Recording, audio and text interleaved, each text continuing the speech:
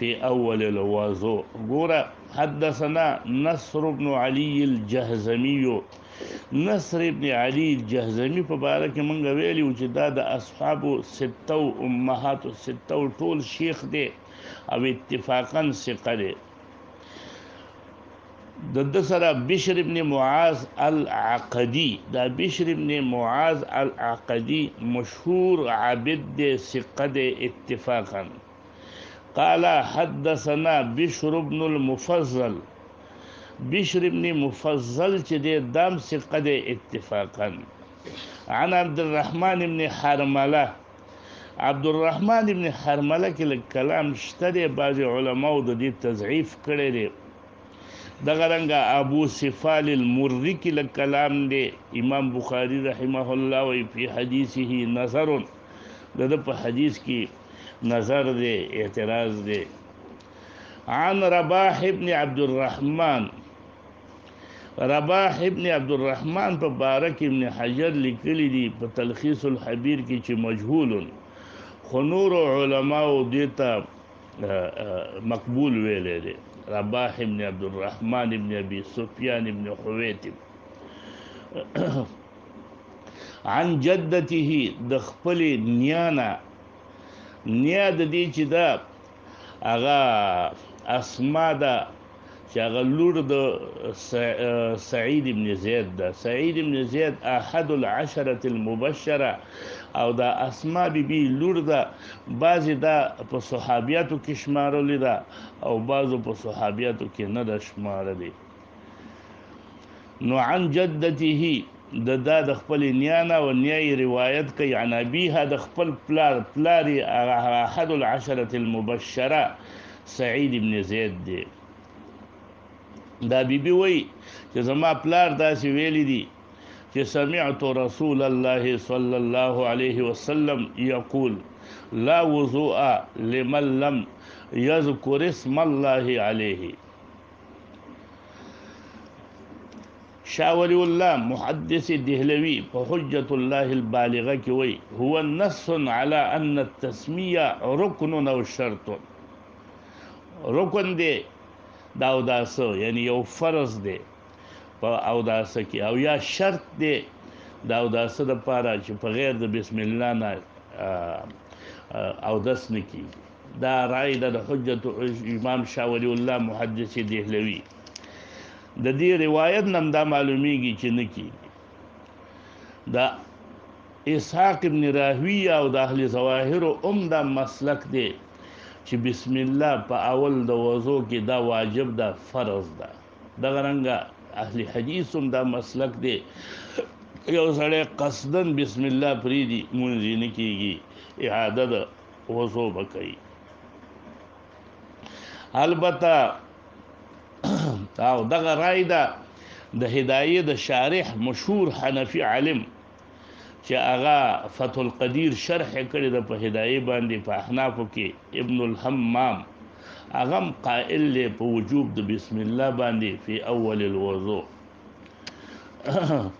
ائمه اربعه هغه دا رای ده چې دا بسم الله ویل سنت دی او فرض او واجب نه دی. دا د ائمه اربعه رای ده. هغه وی لکه څنګه چې حافظ ابن حجر رحمه الله لیکلی دی چې په دې باب کې روایات ډیر راغلي دي د بسم الله ویلو کې. وردت فی هذا الباب احادیث کثیره وی، خو واختلفت ائمه الحديث فی صحتها. امامانو په صحت کې لږ اختلاف کړی دی، خو حافظ ابن حجر وی چې هر روایت په دې کې خالی نه دی کلام ده. خو ظاهر دا ده چې ان مجموع الاحاديث يحدث منها قوه.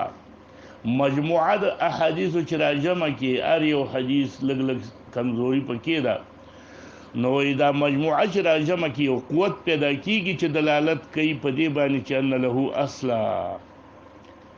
نو دی باب په روایاتو کې چې مجموعه یو روایت بل تزم کې، نو داسې تی معلومیږي چې دې کې داسې قوت راغی چې دا دلالت په دې باندې کوي چې مصنف ابن ابي شیبه کې د بسم الله په بحث کې ابو بکر ابن ابي شیبه وی ثبت لنا ان النبي صلی الله علیه وسلم قاله وی موږ ته دا چې ثابت ده چې نبی علیه السلام دا خبره کړې چې بسم الله به ویل کېږي په اول کې. نو دا روایتونه که کمزوري دي خو چې مجموعي ته وګوري لکه حافظ ابن حجر رحمه الله وی مجموع الاحاديث يحدث منها قوه. د دې وجنه د اسحاق ابن راهویه نور اهل ظواهر ابن حمام چې مخکې ما ویله او دغه رنګه نور علما او بعضې لکه ابو بکر ابن ابي شیبه دوی ټول په فرضیت اهل حدیث زمونږه دوی ټول په فرضیت قائل دي د بسم الله په اول د وضو کې. ائمه اربعه وی دا روایات د دې باب کې چې څومره راغلي دي دا دې درجې ته نه رسیږي ځکه هر یو کې لږ ضعف دی چې د هغې نه وجوب ثابت شي د هغې نه فرضیت ثابت شي. ټیک د قوت پکې راغی نو صرف سنتیت په ثابتې دی شي استحباب په ثابتې دی شي او فرضیت او وجوب په ثابتې دلې نشي. دا رائے د ائمه اربعه. قال وفي الباب عن عائشة وابي سعيد وابي هريرة قال ابو عيسى قال احمد بن حنبل امام احمد حنبل ولا اعلم في هذا الباب حديث له اسناد جيد. وی په دې باب د بسم الله کې ما ته داسې صحیح یو روایت هم نه معلوم. نو معلومیږي نه چې دا کې داسې صحیح روایت نشته صرف مجموعه باندې قوت پیدا کیږي. نو مجموعه د فرض او د وجوب د پاره دلیل ګرځیدل نشي چې روایتونه ټول ضعیف وي او موږ په فرضیت ثابت کو. نو د دې وجه ائمه اربعه وایي چې دا سنت ده او فرض او واجب نه ده. وقال اسحاق ان تركت تسميه عامدا كقصدني بسم الله پر خدلا اعاد الوضوء زکه داغه پنځ بسم الله په اول کې واجب ده.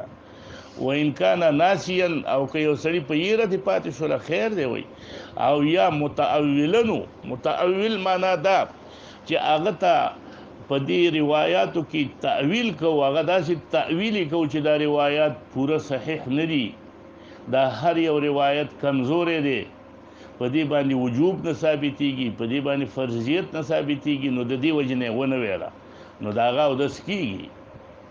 خو چې دا تعویل هم نه کوي او ښه درته پته هم ده یېر هم دنه نه دی او وایي چې بسم الله خو په حدیث کې راغلی خو زه یې نه ویم نو وایي بیا دا په تا فرض ده تا باندې وی ډېر داسې شیان دي موږ په هغې کې متأولینو ته څوک کافر نشي ویلی چې څوک اوس دغه مسلک دی فرضاً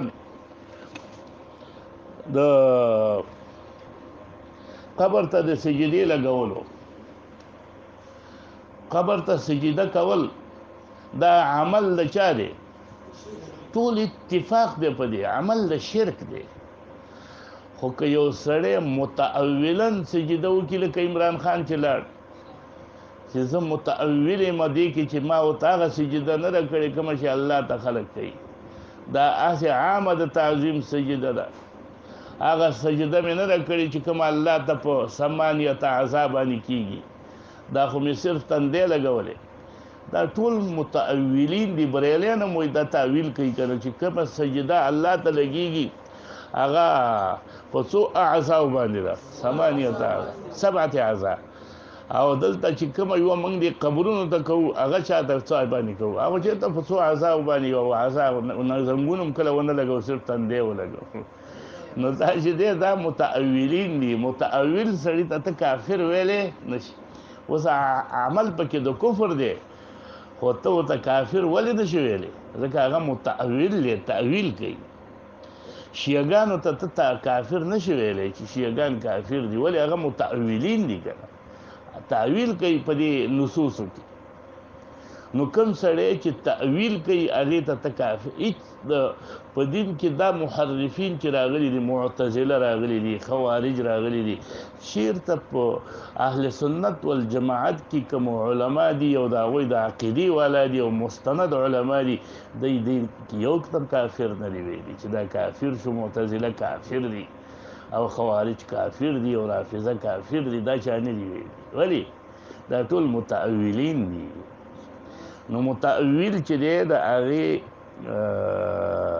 حکم جدایي، لکه دلته چې اسحاق ابن راهویه وایي چې یو سړی بسم الله پرېږدي خو متأولا یې پرېږدي، نو دې ته موږ دا نه وایو چې ستا اودس نه کېږي. او که سړی متأولا نه پرېږدي او وایي چې بس ثابت دی د رسول الله نه خو زه نه کوم، نو د هغې اودس نه کېږي. قال محمد بن اسماعیل احسن شيء في هذا الباب حديث رباح ابن عبد الرحمن چې دا د باب روایت دی.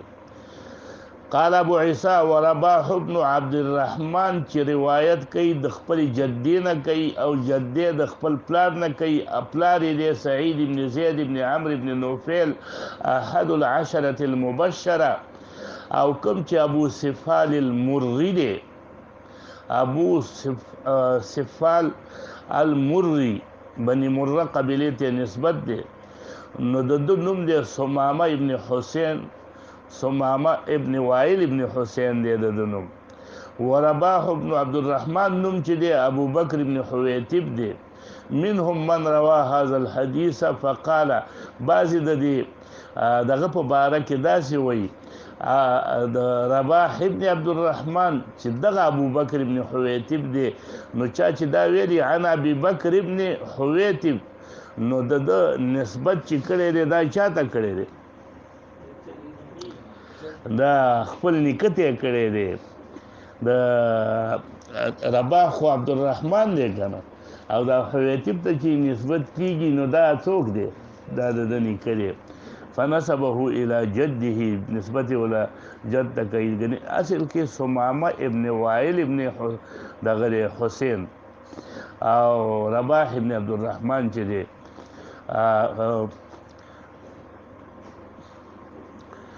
منهم من روى هذا الحديث فقال فنسبه الى جده. حدثنا الحسن بن علي الحلواني قال حدثنا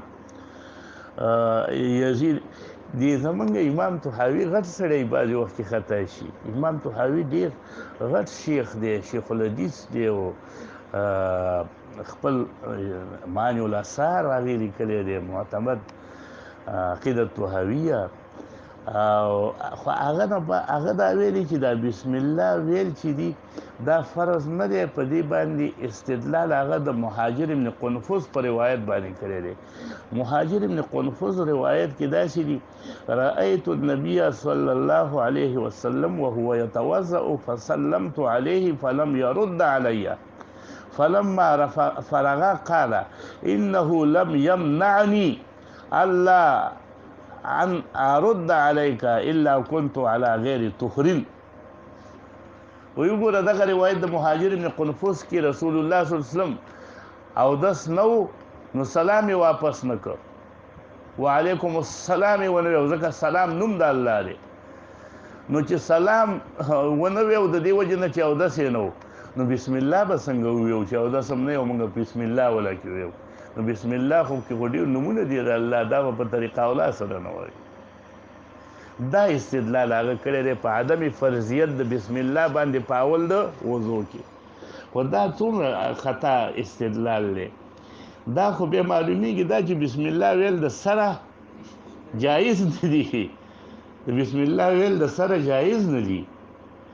او اختلاف خو په سنتیت او فرضیت کې دی. نور ائمه اربعه فقه حنفي په خپله په دې متفقه ده چې سنت خو ده خو په فرض نه ده.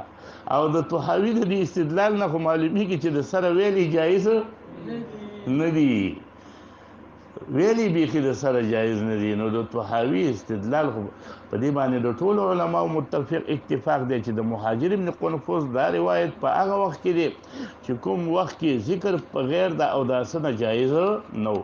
اوس خو ذکر په غیر د اوداسه نه د ټولو علماو په نسبت باندې جایز دی. کان رسول الله صلی الله علیه وسلم یذکر فی کل احیانه، په ټولو وختونو کې الله یادو.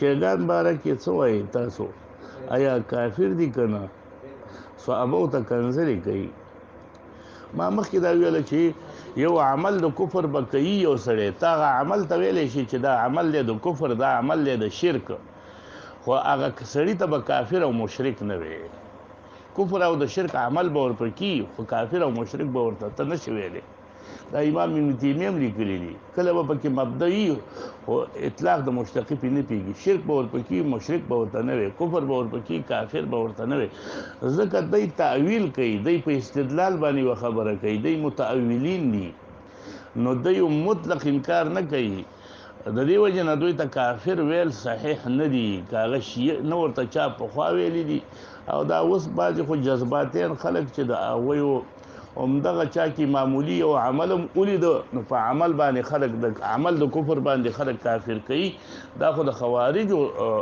مذهب دی چې په عمل د کفر باندې سړی کافر کیږي دا خو د اهل سنت والجماعت مسلک نه دی دی وختونو کې خو ټول دغه څوک چې دا عمل کوي چې خلک د واره معمولی خبره باندې پنځپیریان کافر دي وهابیان کافر دي وهابیان وایي بدعتین کافر دي بدعتین بریلیان کافر دي دا ټول د جذباتو خبرې دي دې باندې سړی ګناهګاریږي دا چې ته نسبت د کفر چې کوم څوک چاته کوي مسلمان ته او کومه ګناه ده هغه ګناه دوی ته حاصلېږي چېرته محدثینو او هغه علماو چې په هغې باندې هغه معتمد علیه دي هغې باندې اعتماد کړی شوی دی هغوی به چاته هم کافر نسبت ونه کړي څوک چې وایي چې مونځ کوي قبلې ته او چا